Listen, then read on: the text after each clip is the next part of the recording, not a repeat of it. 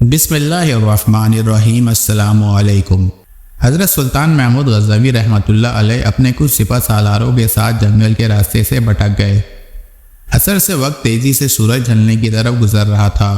سلطان جنگل میں راستہ تلاش کرنے میں سرگرداں تھے کہ ایک ہندو دھرم کی شہزادی پر نگاہ پڑی جو اپنی کنیز کے ساتھ شاید شکار پر نکل آئی تھی۔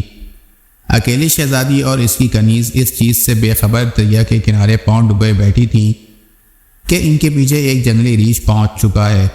اس وقت تک کہ سلطان کا تیر اس کے حلق سے آر پار ہوتا، وہ ریچھ شہزادی کی کنیز کو ایک ہاتھ کے پنجے سے ضرب دے چکا تھا۔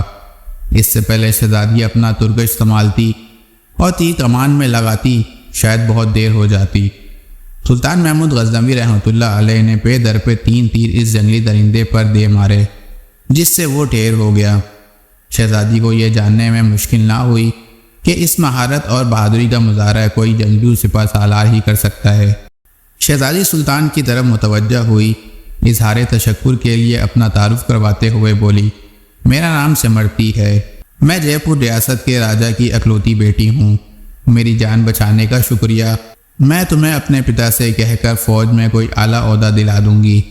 ویسے تم ہماری فوج کے سپاہی لگتے نہیں ہو، بتاؤ کہاں سے تعلق ہے تمہارا؟ سمرتی شاید یہ نہیں جانتی تھی کہ اس کے سامنے کوئی معمولی سپاہی نہیں، بلکہ اس وقت کے سب سے طاقتور اسلامی لشکر کے سربراہ اعلیٰ سلطان محمود غزنوی رحمۃ اللہ تعالی علیہ ہیں، جن کے نام سے ہی ہندو راجاؤں کے حلق خشک ہو جاتے ہیں۔ سلطان نے مختصراً اپنی شناخت ظاہر نہ کرتے ہوئے کہا، جی کسی اور فوج کا سپاہی ہوں۔ چلیے محترمہ، میں آپ کو کسی محفوظ مقام پر پہنچا دوں گا، آپ میرے پیچھے چلتی جائیں، اندھیرا بڑھتا جا رہا ہے، راستہ نہ ملا تو شاید اسی جنگل میں رات بسر کرنی پڑے گی۔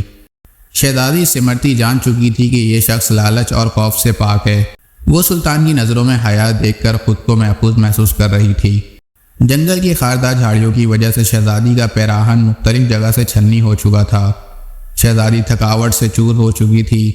سلطان نے شہزادی کو ایک سخت پتھروں اور درختوں کی اوٹ کی طرف اشارہ کرتے ہوئے کہا، شہزادی آپ ادھر آرام کر لیں، رات کی تاریکی بڑھ رہی ہے اور موسم میں بھی تغیر کے آثار ہیں، اندھیرے میں مزید سفر گھنے جنگل میں کرنا دشوار ہے، کل صبح نکلیں تو شاید میں آپ کو کسی محفوظ مقام پر پہنچا سکوں۔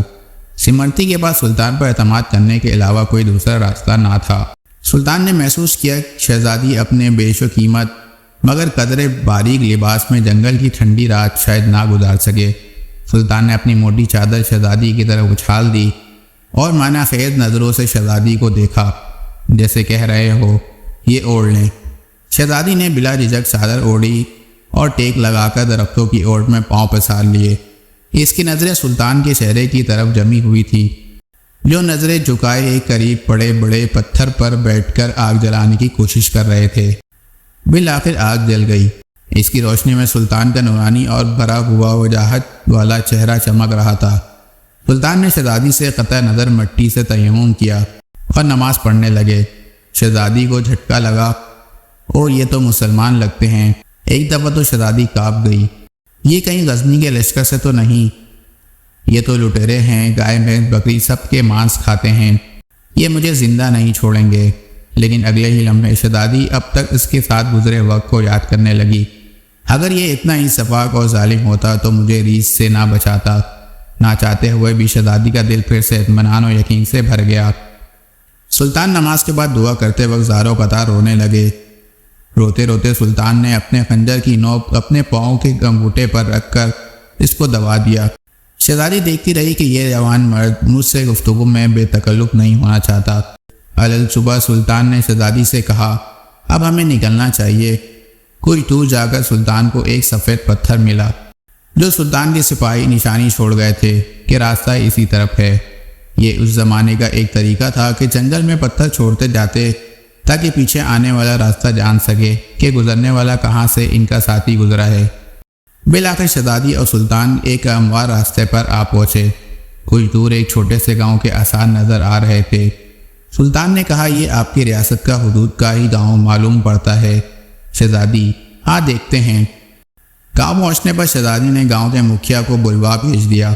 مکھیا اپنے کچھ ساتھیوں سمیت حاضر ہوا۔ شہزادی نے کہا ہمیں 2 برگ رفتار گھوڑے دیے جائیں اور کچھ خشک اناج اس سپاہی کو دیا جائے۔ شہزادی نے سلطان سے کہا اجنبی ہمیں بہت حیرت ہوئی تم پر، آخر تم کس مٹی کے بنے ہو؟ ساری رات تم اپنے خنجر سے زخم کریدتے رہے اور میری طرف کوئی توجہ نہ دی۔ تم چاہو تو ہمارے ساتھ محل چلو، ہم تمہیں انعام و کرام سے بھر دیں گے اپنی جان بچانے کے بدلے میں۔ سلطان نے گھوڑے پر سوار ہو کر شہزادی سے کہا شہزادی صاحبہ زخم اس لیے کریدتا رہا کہ آپ کا حسن میرے ایمان کو زد نہ پہنچائے اور میری توجہ میرے درد کی طرف رہے، آپ کی طرف نہ بڑھے۔ شہزادی کیا تمہیں یہ موقع گنوانا چاہیے تھا؟ ہم سے خلوت میں ملاقات کے لیے لوگ اپنی ریاستیں دستبردار کرنے کو تیار ہیں۔ جس پر سلطان نے کہا شہزادی میں مسلمان ہوں اور محمد مصطفیٰ کا غلام ہوں، میری نظر آپ کے جسم پر نہیں بلکہ خود میری اپنی روح پر تھی۔ شاید میرے جسم سے گناہ کا داغ دھل جاتا، لیکن میری روح پر اس کے گناہ کا داغ لے کر میں اپنے نبی پاک صلی اللہ علیہ وآلہ وسلم کے سامنے کیسے پیش ہوتا؟ مجھے یہ گوارا نہیں تھا، کیونکہ الحمدللہ میں ایک سچا مسلمان ہوں۔